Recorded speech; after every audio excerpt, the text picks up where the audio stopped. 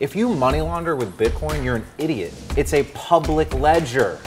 It's like having a database that you just put on your front door. Joel Birch, founder and CEO of Stacked Invest, a cryptocurrency investment platform. Stacked Invest raised $35 million in their Series A funding round at the end of 2021 and now has over 40 employees. Stacked is one of the only crypto-native companies registered with the federal and state regulatory agencies to provide investment advice to investors. This unfiltered crypto expert weighed in on topics ranging from the financial industry to the metaverse, all while riding his scooter through the Stacked space in downtown Chicago. What is the first crypto you ever bought? Bitcoin. 2015, I paid $234 per coin. And did you hold it? Well, I'm still here. All right, I'm a moron. Same. What is cryptocurrency? Tell me about it. Cryptocurrency is cryptographically secured digital currency, like Bitcoin. What most people don't know is that of the thousands of cryptocurrencies that exist today, most of them don't actually operate as currencies at all. It's just a different method of accounting at the end of the day, and security, transparency, that sort of stuff. But the reality is the ecosystem's got a lot bigger than currency. I think the best thing that's ever happened to crypto was whoever was smart enough to rebrand it to Web3. The most challenging part about being a CEO is that the buck stops with you. And so everything is your fault. It's something that I really lean into. It's definitely a mantra that I believe, but with those 60 some odd people in the organization, there's a lot of stuff that goes uphill, if you will, and that can be stressful. It can be frustrating sometimes. Sometimes you got to play detective. Ultimately, it kind of comes with the territory. Web3, blockchain, crypto, it's the ownership economy. It's the only way to do it. My advice to others is lean into the failure that's going to be inevitable, as opposed to getting upset by the fact that your parents don't want to support you, or your girlfriend tells you it's a bad idea, or your boss tells you you're going to fail. You know, having the conviction is a big part of that. So you have to have conviction to be a successful entrepreneur. And it's not exclusively true for every entrepreneur that's ever existed, but certainly from people like myself who come from very humble beginnings, there was no backup plan. There was no trust fund to fall back on. There was no other money. There wasn't much savings. It was just conviction, a good group of people, hard work, and like I said, a little bit of luck.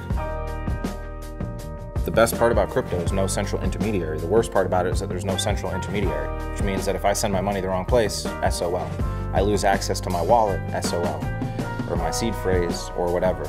If something gets stuck on the blockchain, some transaction gets frozen, SOL. That's definitely a huge drawback, and there are technologies that are being built that are going to make it much, much easier for people to protect their private seed phrase or private key, their wallet, whatever the case may be.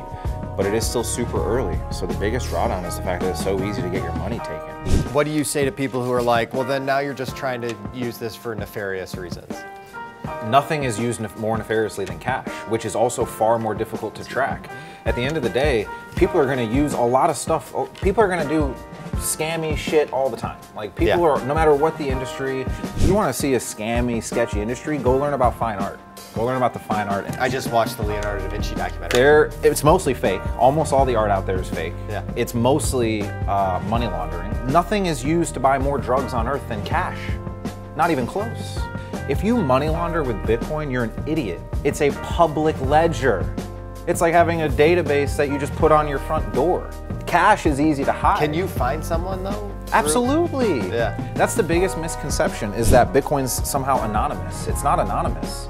And now there's enough tools out there that can link enough addresses together that within a very high probability, you can identify every address anyone's ever used. You know, there's a pseudo-famous, at least in our industry, quote from Satoshi Nakamoto himself, the creator or creators of Bitcoin. And it's that if you don't understand it, I don't have time to explain it to you. And I do kind of sit inside that camp. Now, I'm building a business where our job is to explain it to people and then take them by the hand and walk them through it. So it's not 100% true. But to the detractors, what were their parents saying to them when Jamie Dimon was going on about the internet? So the reality is, I don't give a whole lot of thought to the opinions of people who are not educated about what they're talking about. It's not a matter of them understanding and believing that there's not upside. It's them knowing that it's a massive threat to everything that they already know. Blockbuster thought Netflix was stupid. You know, Circuit City thought Amazon was never going to take off and sell more than books. So I'm not surprised that they feel this way. It's the biggest threat to all of what they've built over the entirety of their careers.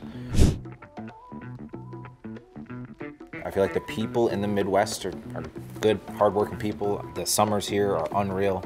I'm 30 minutes away from O'Hare. I can get anywhere in the world. It's not as expensive or dirty as New York.